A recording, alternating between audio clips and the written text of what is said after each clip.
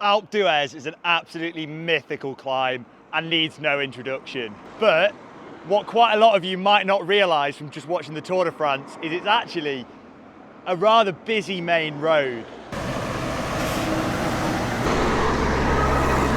So in today's video, I'm going to take you up an alternate route up this legendary climb, and one I think has far more breathtaking views, and actually, if you're not doing an effort up the Tour de France climb, is a far more pleasant bike ride. But yeah, let's get away from this road and get started. So this alternate route starts further up the valley from Bourg in a town called Allemont, and we're going to be traversing that big cliff face up there and popping out of the town of Huez. Yeah, so today's climb starts in the small town of Allemont, which is the bottom of the Col de Sarenne. And the first thing we're going to have to do is the switchbacks up to the barrage.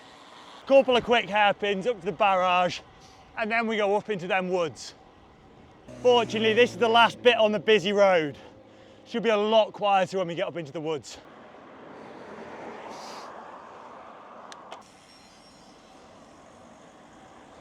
Okay, we're going to make a right turn here up into the forest. Yeah, we've got 7 or 8k of this lovely forest road. Some really nice switchbacks, and it's really cool in these woods. As we come up, you can see sort of the downhill mountain bike tracks as well, where they do the mega avalanche. And also, since I last skied here, there's now a cable car from Allemont, which is pretty cool. So much for this being my alternate quiet back road route. Turns out there's a triathlon on today, and there must have been 1,000 or 2,000 triathletes bombing down this descent. I think most of them are staying in the town, and this is the shortcut down to the start. But it's still rather pleasant. The only other unfortunate thing is the local council, I think, has just been gravelling the roads. So there's loads of gravel down, which is a bit of a shame. But I can't complain too much about that, because unlike Cheshire East back home, at least they actually care about maintaining the roads here. Now, there isn't a sponsor for today's video, but I'm trying to grow my other socials, so I'd really appreciate it if you could give my Instagram and Strava a follow down below. And if you're not already, make sure to get yourself subscribed on YouTube as well. So we're approaching Villard-Recula, which is our little halfway stop off up the climb. And this is where the views get really stunning.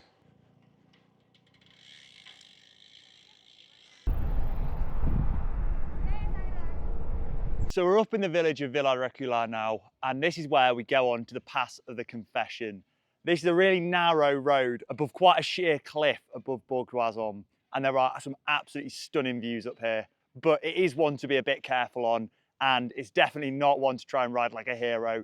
No bonus points for the descent there. As with a lot of these back roads in the Alps, there's quite a high chance of there being rubble and rocks in the road, as they don't regularly sweep these roads. So yeah, here we go.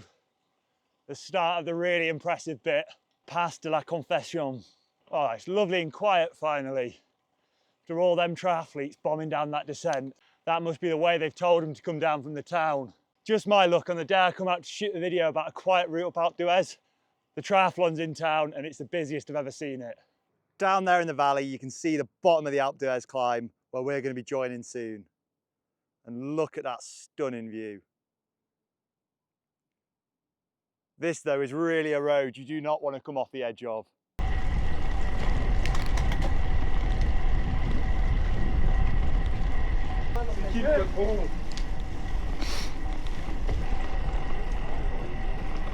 Okay, now it's descent time into the village of Huez, and then unfortunately we do have to do a couple of kilometres on the main road.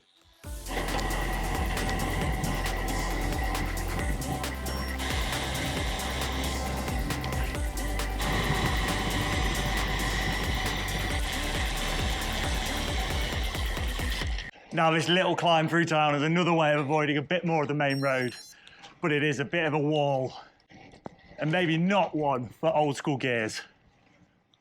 Well, that was a fun little shortcut, but flipping heck, that was steep. Made me feel like I was back home in the Peak District there. So yeah, time for a couple of corners on the main Alpe d'Huez road before taking another little detour.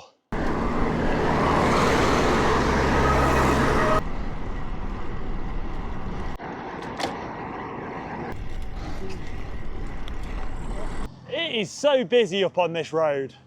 I can't believe it sometimes. And this is where we're going to take another little detour off the main road, even though I think this actually might be the busier route into town.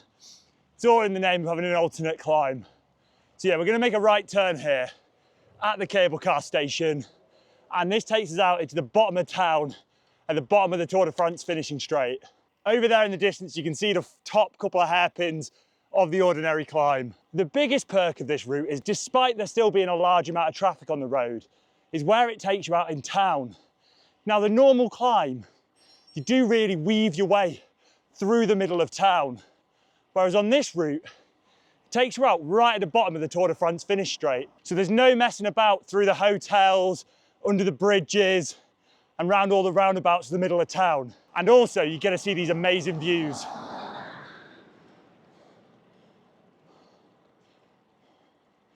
Just 500 meters to go now, up through town to the finish line. And this is where we're rejoining the standard Tour de France route on this roundabout. This is where the riders have just had a little rest for their legs on a short flat section before the final couple hundred meters to the finish line up there. Let's give it one last little kick. And there you go, you have arrived. Ooh. So we finally reached the top of the Alpe d'Huez climb, but actually this isn't the end of the ride, and instead of just going straight back down again, in the theme of the alternate route, we're going to continue climbing up over the Sarenne, which was actually used in the 2013 Tour de France, but hasn't seen any major racing since. Hot off the press, ASO have just announced the route for the 2026 Tour de France, and the Queen stage is going to be finishing the other way over the Sarenne and down into the town of Alpe d'Huez, which is going to be an absolute killer stage after the Croix de Fer and Galibier earlier on. And what's better, I'm going to be able to race that stage myself in the 2026 Étape de Tours, and of course I'll be making a video all about it next summer. It's also the perfect route for me getting back to where I'm staying in Les Deux Alpes, as the bottom of the descent off it takes us out at the barrage. So yeah, this is where we're detouring off the main road and up there somewhere over the Sarenne. I've not done this climb in a long time, but it is absolutely beautiful up here. I think last time I did it was actually 12 years ago when the Tour de France came over here. Okay, and here we go. This is the point where we're coming out of town onto the route of the Sarenne. And if I remember correctly, I think the road surface is a bit rough over here, as it's not really a road that gets used by anything other than tourist traffic and bikes. And actually, before the main climb, we have quite a bit of a descent to do. And the col is somewhere just up between them two hills in the distance. Okay, and after all that descending, it's just about time to finally start climbing again. It's not the hardest climb in the world, this. It's only about 2.5 kilometers, but it is fairly steep, averaging around 9%. You've already done most of the work climbing to the town of Alpe d'Huez, so this is just the cherry on top. At least when you're climbing on it, this road surface doesn't feel as bad. That gravel track you can see over there is actually part of the end of the Sarenne ski run, which I'm not sure if it still holds the title, but always was the longest black run in Europe. At least it was 10 years ago when I last did it. Right, we're going up into the beautiful alpine meadows. Despite the rough surfaces in places, it is absolutely beautiful up here. Just look at that. Final 1.5 kilometers now, straight up through these meadows to the col. Here we go, up through the beautiful meadows, approaching the top of the Sarenne. Only got a couple hundred meters to go now. Hello mate, you guarding the toilet? Okay, so at 1,999 meters, we have finally made it to the top of the Sarenne. That is an awesome climb to do, and I strongly recommend it if you're out in the area. It is absolutely lovely up here. Now it's time to descend down the other side to the bottom of the Deux Alpes climb and the barrage at the Lac de Chambon. Once again though, we are on a bit of a back road here, so it's really not the descent to be going for any records on, and definitely not the time to try and be a hero. There's quite a high chance of rocks in the road, so it's really one to be careful on. Right, let's get going.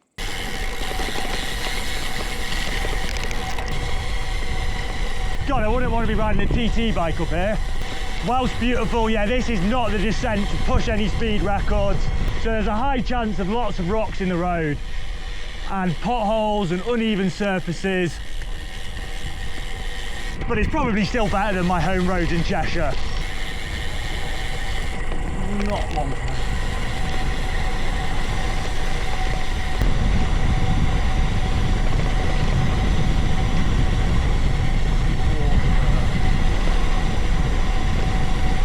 Beautiful, but lethal.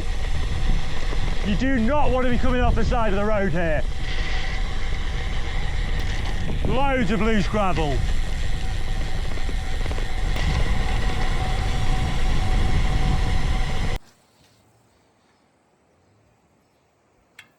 We're now about halfway down the descent and it's absolutely beautiful here. Just look at that view behind me. Absolutely stunning. But yeah, that descent was proper sketchy and definitely one to take steady, especially on my carbon rim brakes. They are not cut out for this. Time to ride down to the lake and I'll check in with you again when I'm down there.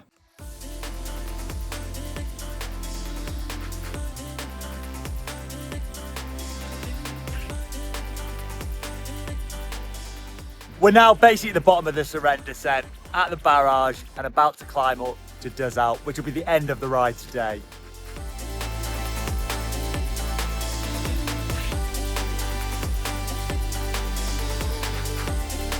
And there we go, back in town.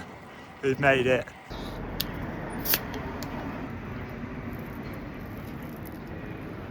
And that concludes my alternate Alpe d'Huez climb. And I think these alternate routes are far more enjoyable than the standard Tour de France climb. Of course, like in the video I posted earlier in the year, you've got to have an effort up the iconic hairpins. But to be honest with you, once you've given it a go, it is a busy main road. So unless you're out of season, trying these alternate routes can be a phenomenal way to mix up the old rides. There are loads of other really exciting back roads all around the Bourg d'Oisans area. And hopefully next summer when I'm back out there, I'll be able to take you up a few more of them. Anyway, if you haven't already, get yourself subscribed down below and I'll see you all in the next one.